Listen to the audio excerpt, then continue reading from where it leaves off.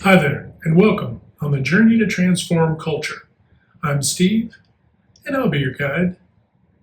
Well, folks, let's jump in today into the notion not just of toxic masculinity and the notion of it, but let's talk about some other things associated because it's a very slippery slope, the whole notion, right? First of all, let's put toxic masculinity, whole notion of it in a little ball. We'll set it off to the side for right now. But if you think about it, everyone holds masculine and feminine traits, right? What are notions of masculine traits historically? Well, it's a providing, right? It's a provisionary trait. It's a protecting trait, right? And it does pull more from the ego, right? It's a protection. It's a guardedness. Um, and so on the converse, what are more feminine traits typically? Looking back into the history, they're more nurturing, right? Also providing, right? There's a provisionary element of the nurturing, but it tends to be more emotional, where the other tends to be more tactical or strategic, the masculine. So what then is toxic about those? You would think nothing. And there really isn't anything toxic about those. It's a projection. Toxic masculinity is a myth. What exists is narcissists and sociopaths. On the one hand, you have the narcissist who is potentially more masculine traits, and these can be any sex, have adopted more masculine traits, but because of conditioning, fear-based conditioning, whether it be through parents or conditioning of how they were raised societally or environmentally, whatever, have taken it to such an extent that it's basically selfishness on fire, right? That's narcissism in a nutshell. It's selfishness on fire. It's the ego becoming so afraid, and it needs to latch on to control.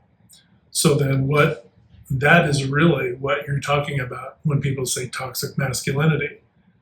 But it doesn't matter what sex you are. You can have those traits. But by saying toxic masculinity, what they're doing by doing that is projecting onto males specifically and saying, well, this toxic masculinity, XYZ, 1, 2, 3, culture, culture, culture. And while definitely our history has shown where males and through history have definitely disrupted culture and caused a whole lot of calamity for sure. But conversely, you have to take the good with the bad. It's also helped in the development of culture, no differently than the femininity has helped to nurture and to heal and to grow, right? Both have a valid function. But what's interesting is those who would separate solely into one or the other, all of one trait or another.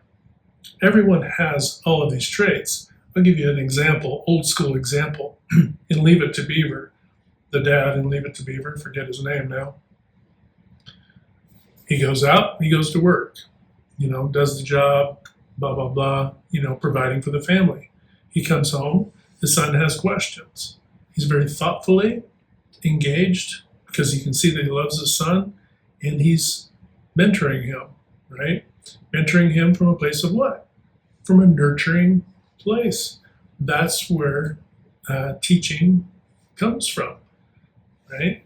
That taking the time, having the patience, taking the time, showing that, demonstrating that love and care for those you were developing, right? Children in this case, right? That's what it is.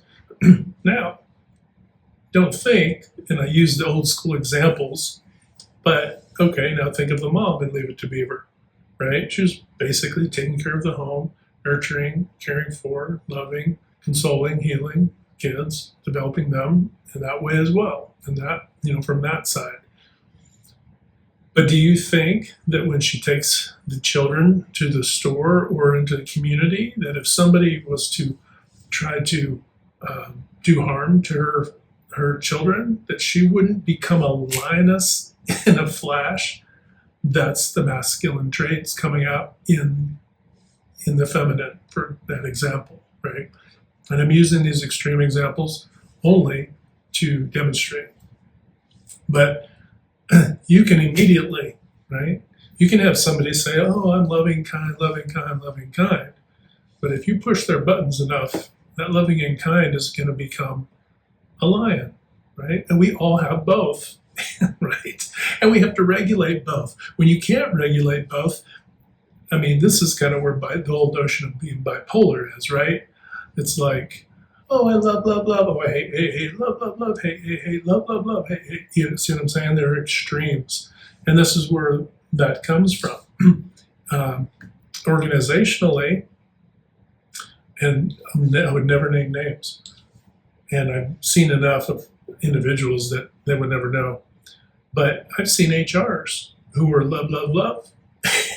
Kill, kill, kill, love, love, love, kill, kill, kill. I mean, it was just this whole notion of destroy, and ridicule and parse and just extremes, right? And what do you think that did to the organizational culture? Just flips it around. And I'm just using HR as an example. Leaders, same way.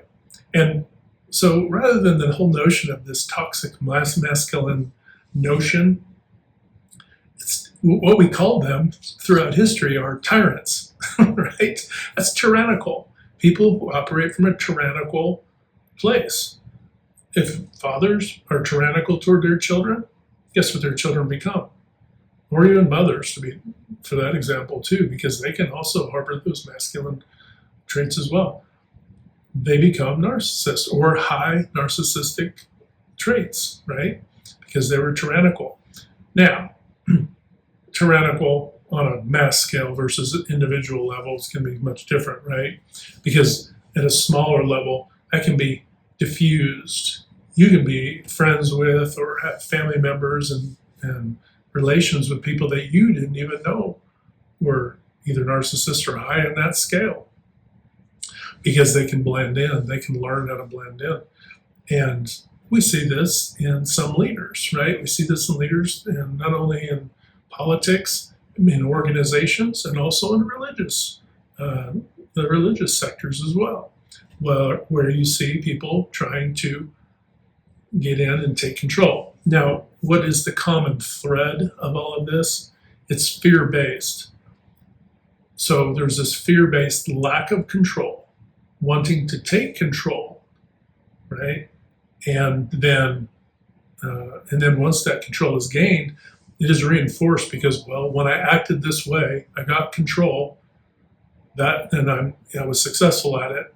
Therefore, I'm going to keep doing these things. And so they become that way, and that just becomes their thing. Now, you take that into the relationship level, it's the same way. Those who are seeking to control another or others in one way or the other. Sometimes that control can be to subvert them, right?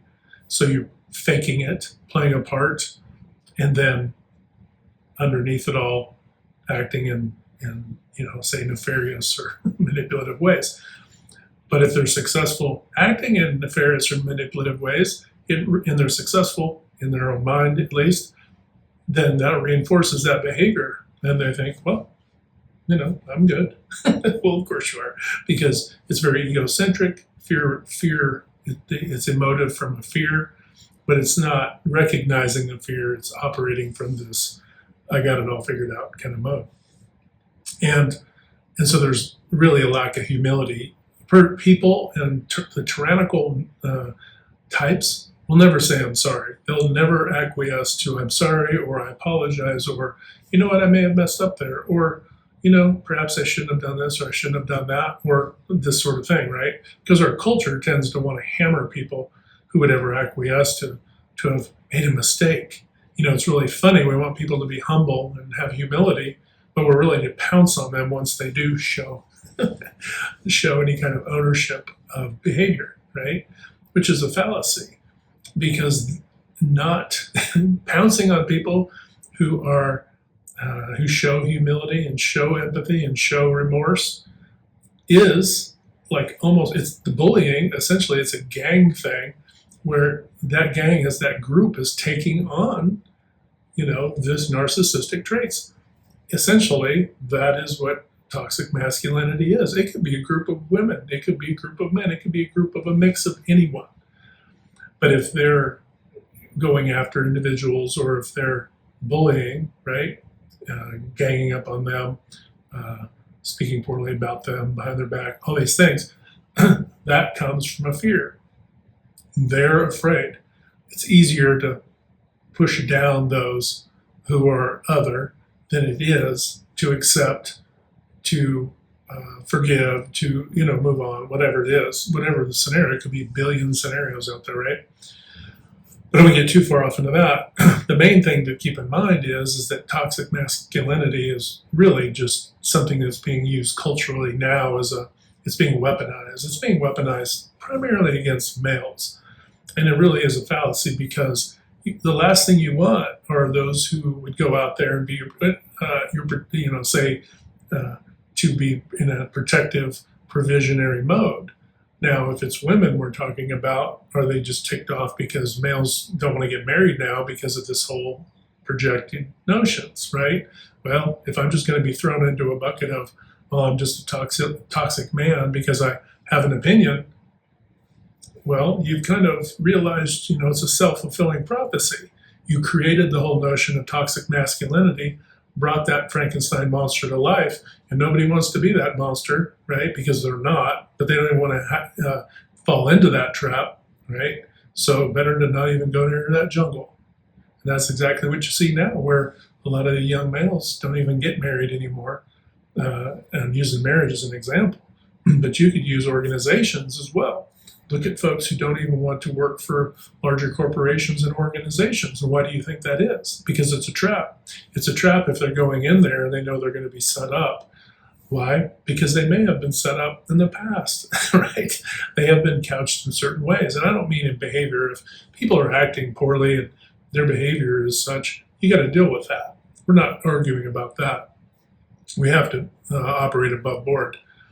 But all that being said, is we don't want to ruin people either with high turnover, for example, because your organization may be toxic.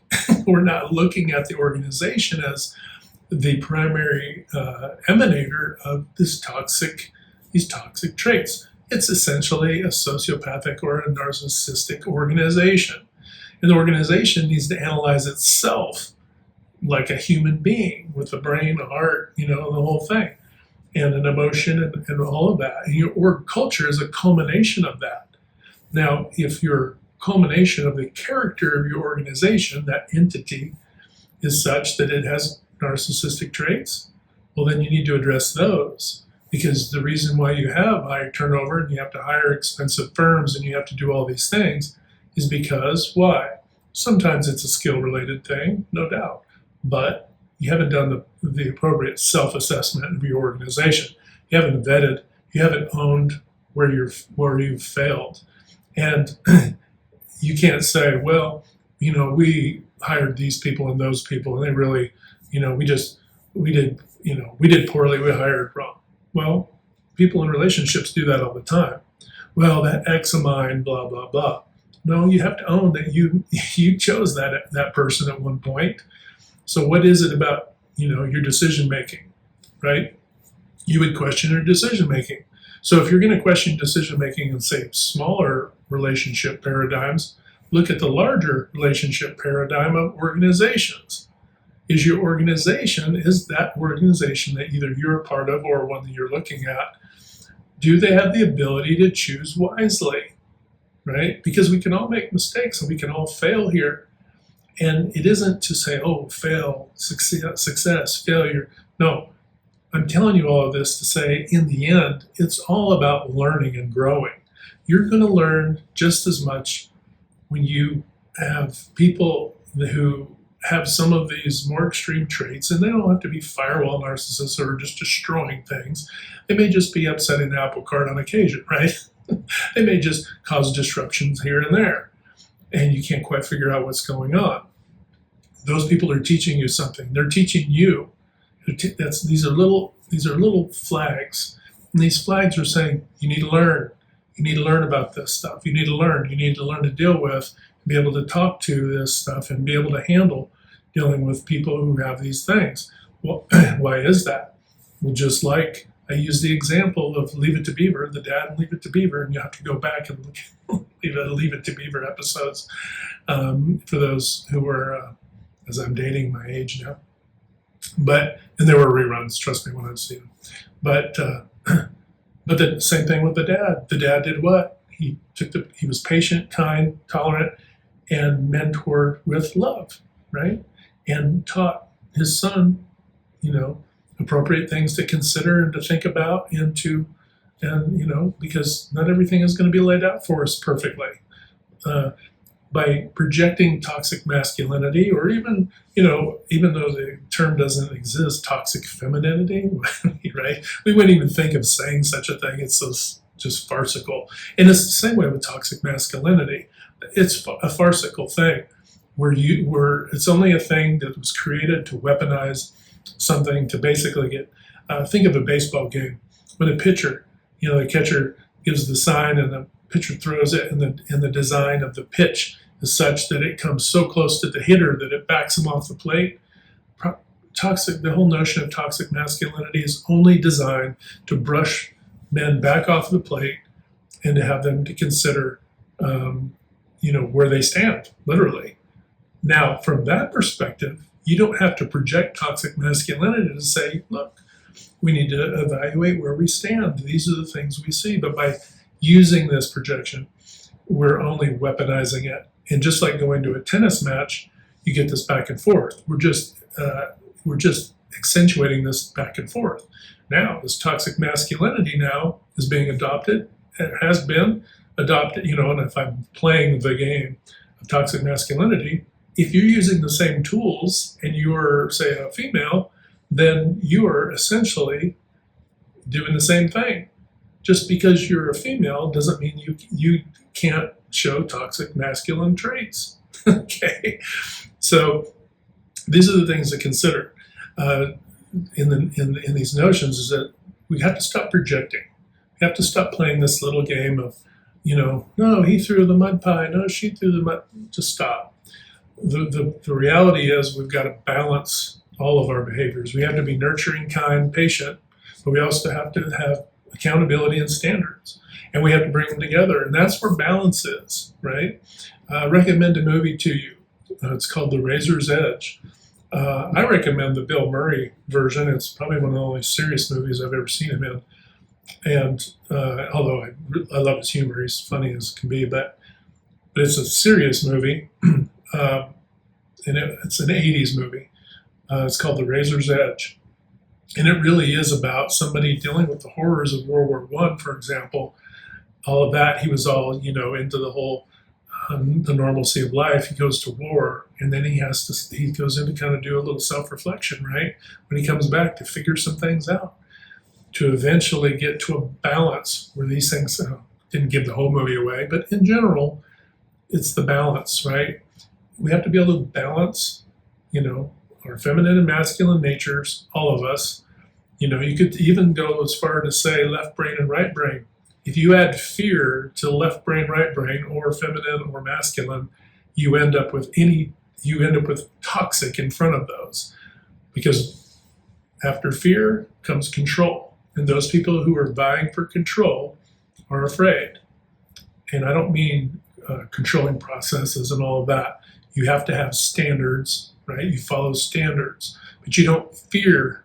You don't create standards out of fear. You create standards because you want to achieve a goal, right? That's different. That's a positive perspective. That isn't fear-based. A fear-based is, oh my gosh, right? The sky is falling, the sky is falling. And if you see it, if you look around, so much is fear-based. All right, folks. So I just wanted to kind of denounce the whole notion of toxic masculinity. It's a farce. It's basically narcissism or a tyrannical mode that we don't want to have in our organizations or in our lives because they aren't healthy. They aren't forgiving, they aren't loving, they aren't kind, they aren't patient, they don't mentor, they don't provide accountability or standards. They'll never apologize and own things, and those aren't healthy.